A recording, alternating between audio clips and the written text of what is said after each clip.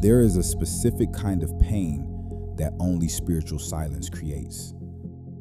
Not physical pain, not heartbreak, the pain of praying desperately and hearing nothing back. You're reading the Bible, trying to stay faithful, trying not to fall apart, and meanwhile, heaven feels locked, cold, quiet, distant. We live in a world addicted to instant responses. A delayed text gives us anxiety. 3 typing dots disappearing can ruin our mood for hours. So when you cry out to God about your failing marriage, your anxiety, your depression, your finances, your secret exhaustion, and all you hear is silence, your mind starts creating explanations. Maybe God is disappointed in me. Maybe I messed up too badly. Maybe he helps everyone except me. And slowly, the silence becomes personal. But here's the dangerous part. Some of us have mistaken God's silence for God's absence, and they are not the same thing. Because a surgeon can be completely silent while still saving your life. Psalm 46:10 says, "Be still and know that I am God." Not panic, not strive, not control. Be still. But stillness terrifies most of us. Welcome back to Ageless Word. If you feel spiritually exhausted right now, this message is for you. Because some of the strongest believers go through seasons where God feels painfully quiet. Even David did. In Psalm 13, David cried, "How long, Lord? Will you forget me forever?" Think about that. A man after God's own heart felt abandoned too. That changes things, doesn't it? Because maybe your struggle is not proof that your faith is failing. Maybe it's proof that you're human. The Christian life is full of moments where God feels close. You read scripture and it feels alive. You worship and feel overwhelmed with peace. But then something shifts.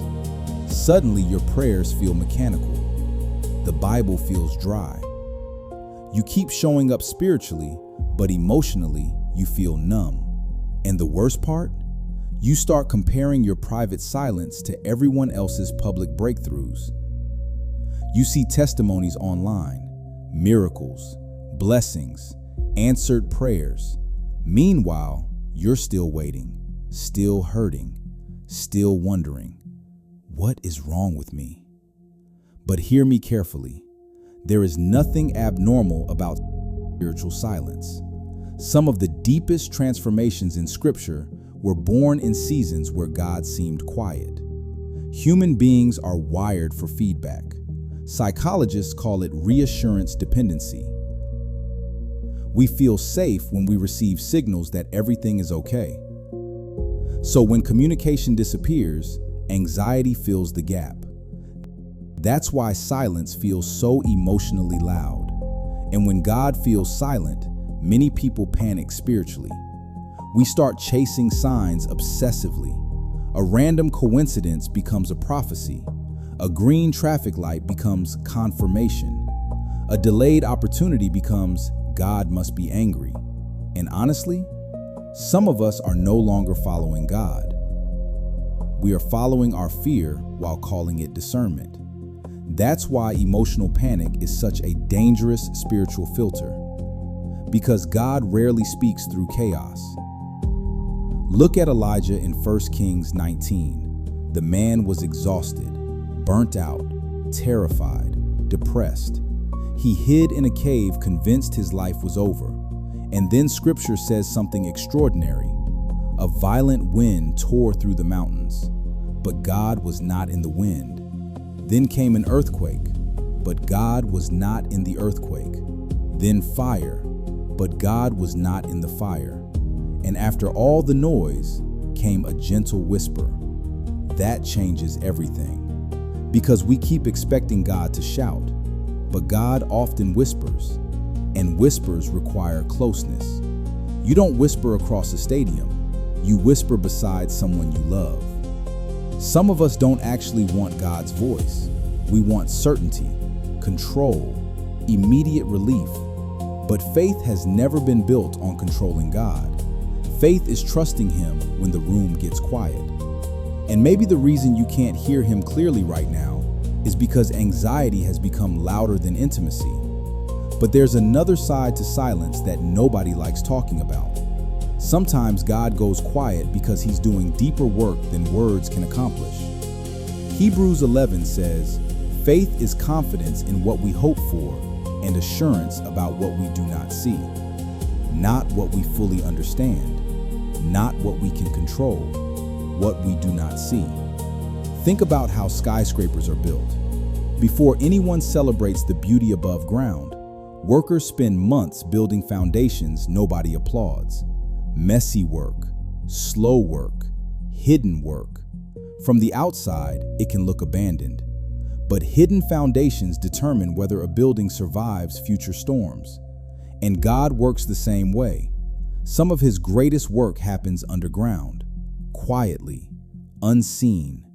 Look at Lazarus in John 11. Mary and Martha sent word to Jesus saying, "Lord, the one you love is sick." And they expected Jesus to come immediately. But Scripture says something almost offensive. So when He heard Lazarus was sick, He stayed where He was 2 more days. Imagine that emotionally. They prayed, waited, cried, watched Lazarus get weaker, and heaven stayed silent. Have you ever lived there?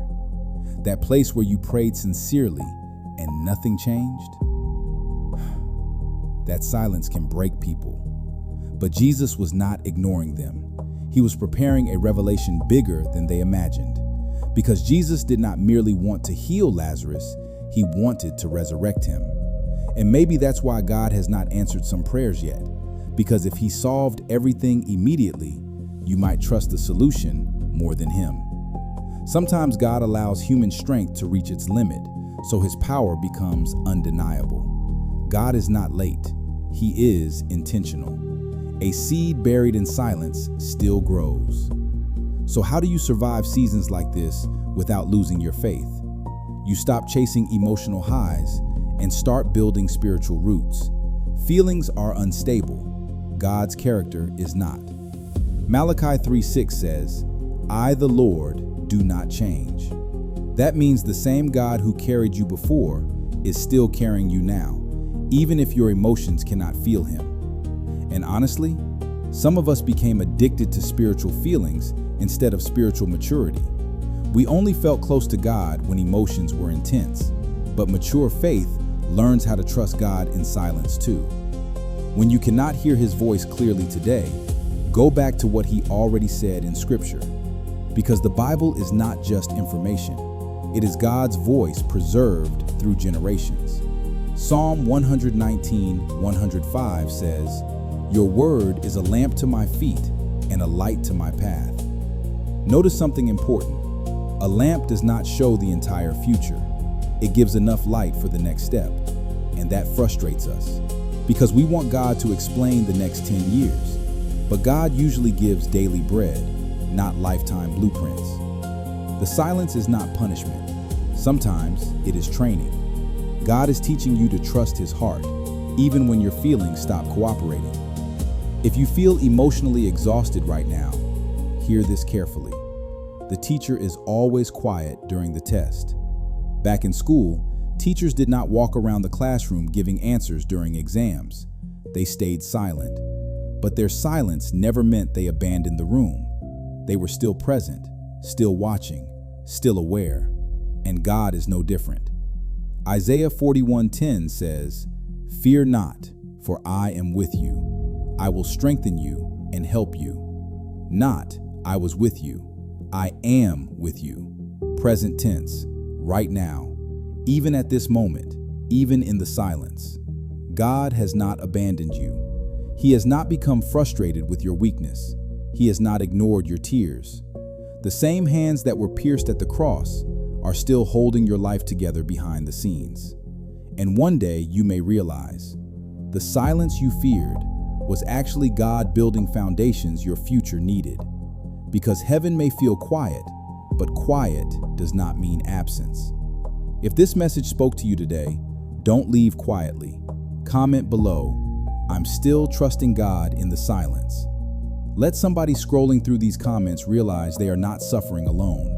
And if Ageless Word has been helping strengthen your faith through difficult seasons, subscribe and share this video with someone who feels spiritually exhausted right now.